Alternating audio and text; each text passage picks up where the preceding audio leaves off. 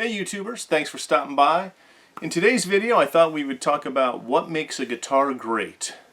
And obviously it's going to be my opinion on that, but you'd get as many answers on that question as you would guitar players, I think.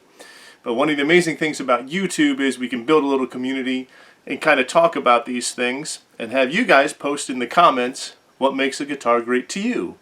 And maybe we can create a resource for folks that are looking for that question on YouTube. So I thought it'd be an interesting discussion today. I'd like to thank everybody for the comments and stuff. We did a video on the End of Guitar Player magazine, and it was so cool reading all the comments that everyone posted about their experience. So maybe we can get something going like that here with this concept. If you can take the time to subscribe, like, share, comment, I really appreciate any help you can give me in growing this channel. So with that, let's get started. So I have students who ask me all the time, what should I look for in a guitar? You know, what makes a good guitar, what makes a bad guitar? And it really comes down to one thing. I always say this. Find something that when you look at it, you just can't wait to pick it up and play it. You should be thinking about it when you're at school or work. You know, I can't wait to get that. I remember my first decent electric guitar was a Squier Telecaster from the early 80s. And it was a great guitar, and I used to just sit that in the stand and look at it and go, oh man, that's so cool. And that kind of excitement around it makes you want to pick it up and play it. If it's something that you just stick in the case and don't care about, you know, that's a whole different thing. The other thing I always tell is try and shoot for a guitar that's made, you know, that you can get in a music store. That's made by a company, Squier, or Fender, or Gibson, Epiphone, Schecter, whatever. A name brand, whether it's a high or low budget instrument, you'll get a better instrument than if you buy something cheap off of Amazon or an Esteban guitar off of Facebook Marketplace or something like that. So you're not going to spend much more to get one of those if price is the concern on it. Now, in my opinion, when it comes to guitars, it just has to be what you like. It could be an inexpensive guitar, it can be an expensive guitar, but over the years of myself playing, I've come to determine that I like certain things. And these are what I'm going to share with you now, and hopefully you guys will share your certain things in the comments below and create a little archive of ideas here for people to explore. One of the things I've come to determine, and over the years I've had countless dozens of guitars, and I currently have 3 electric guitars. So what does that tell you? That most of them ended up not being, I didn't bond with them. Okay, we'll just use that term. Doesn't mean they were bad guitars. There was just something about them after I had them for a while that made me decide I didn't really like them. Or there was something about it I didn't like. So, and that's one of the problems. Oftentimes we have to buy guitars online without actually holding them. But even if we actually hold them in our hands in a music store, sometimes we can't really tell if we like something or not till we play it for a few months. There's been a lot of times I thought, this is the greatest guitar, this is perfect. I love it for like a month, and 3 months later, I'm just like, nah, I don't really like this that much. What don't you like about it? I don't know. It could be a culmination of things. It could be the tone. It could be whatever. So that's been my experience with that. So it's hard to settle on a guitar, I think, that as many people will call a number one or whatever. Some of the things I like about guitars, and now we're going to assume that any guitar that you pick up, that the frets are perfect, they're level, crowned properly, dressed properly, the nut is properly cut. Okay, there's no rough edges, so we're just going to assume, I'm going to call that a finished guitar, okay? Oftentimes when we buy brand new guitars, they're not finished, all right? You'll get them, the nut isn't cut properly, they're missing screws. I mean, I did a video on poor quality control of some of these companies too. But one thing that I've come to determine that I like is I'm really comfortable with body shapes of Fender style guitars, being Strats or Telecasters. That body shape is very comfortable to me. It sits perfectly on my leg. I've tried Gibson guitars and I just can't get on with how they sit on my leg. They sit farther back like this. They're just not as comfortable as the body shape as this is. Probably a lot of that has to do with the guitars that I had when I was first starting to play. They were mostly, you know, Fender style guitars. And that's just what feels really comfortable to me. Another thing that's really important to me is weight. I like them to be under 8 pounds.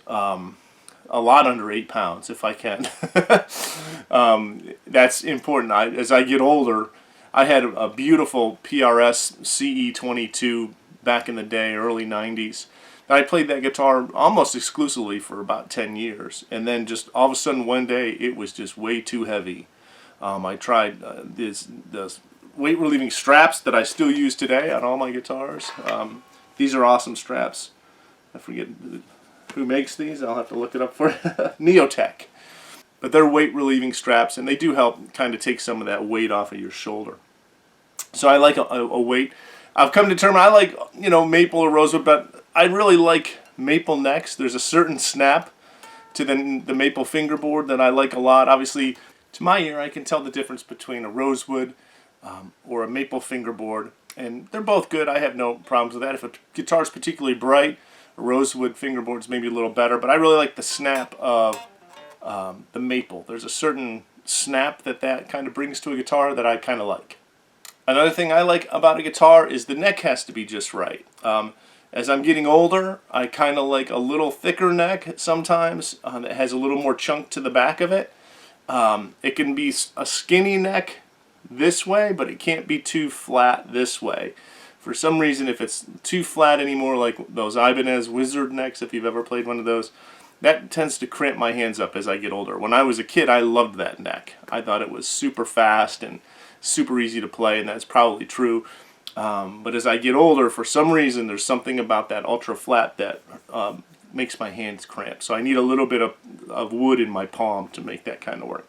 So that's one of the things I look for. The other thing I look for, if I have the luxury of holding a guitar, is I like to hear what it sounds like just unplugged in.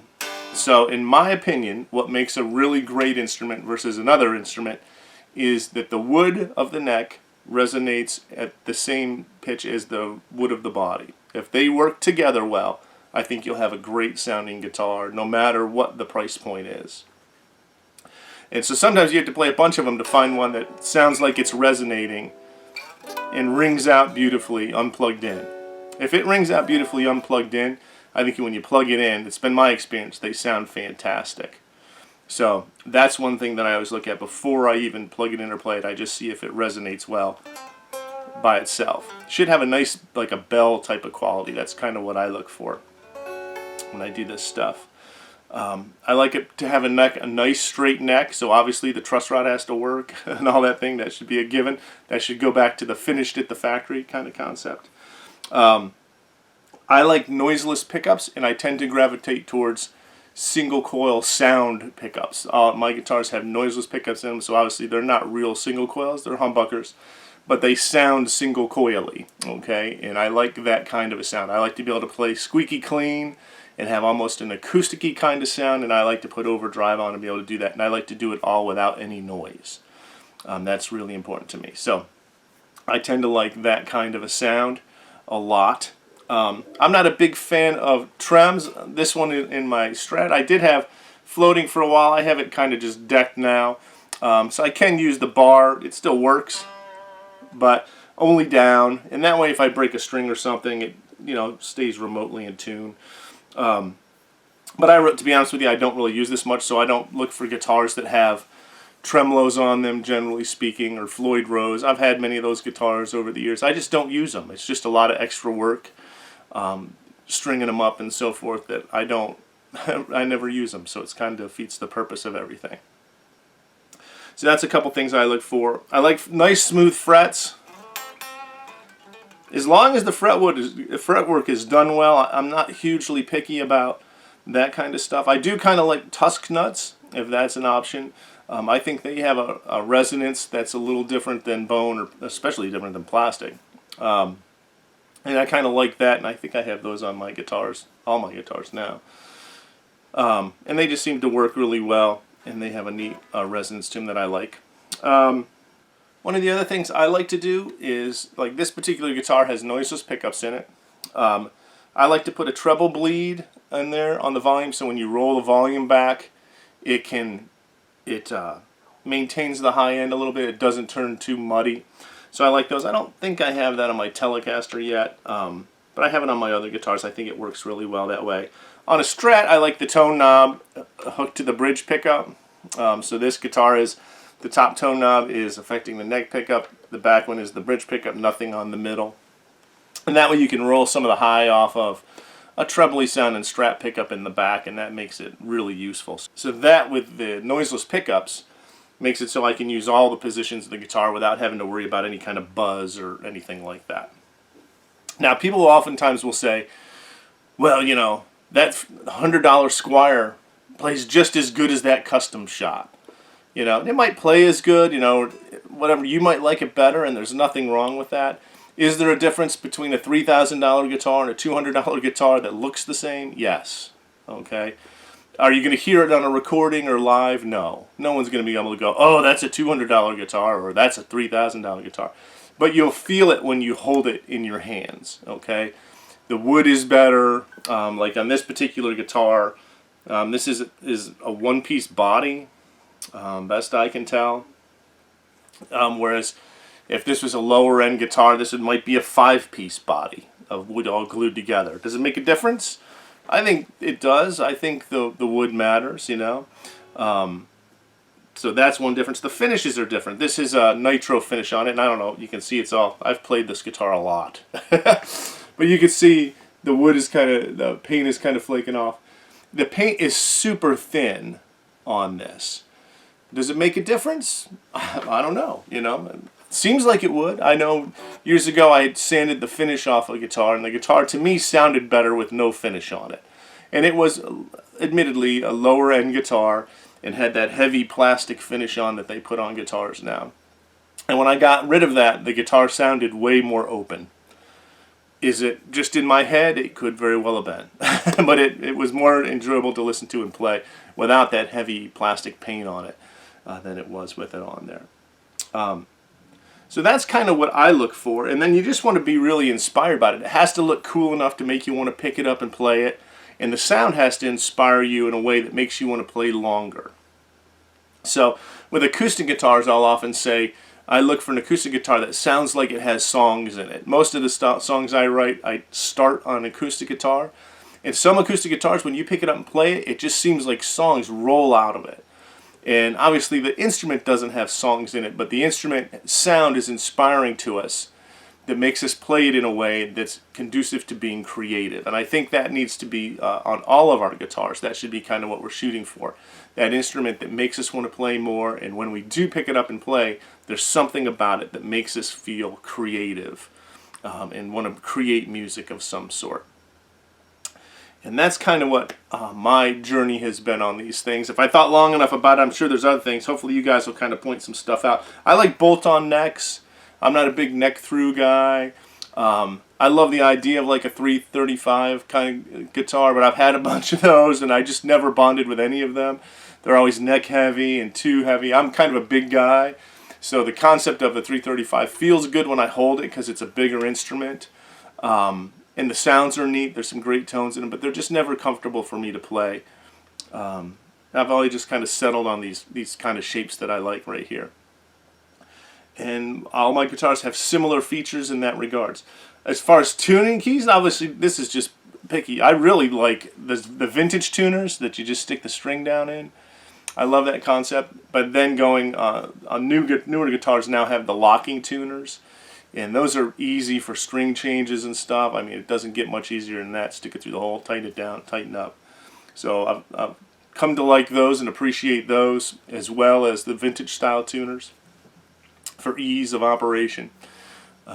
What's your opinion? What is it about guitars that you like in your collection? You know, are you someone that has 70 guitars and just wants to have a whole bunch of different instruments? I kind of like just to have a few and use those is kind of what my goal is. I don't like a lot of stuff around. So that's kind of how my mind works a lot of time. But I'd love to hear your comments about what you think makes a great guitar. And hopefully if people stop by and find this in their search for instrument, maybe some of this is helpful to them as they're looking for their instruments. So thank you so much for watching. You have a fantastic day.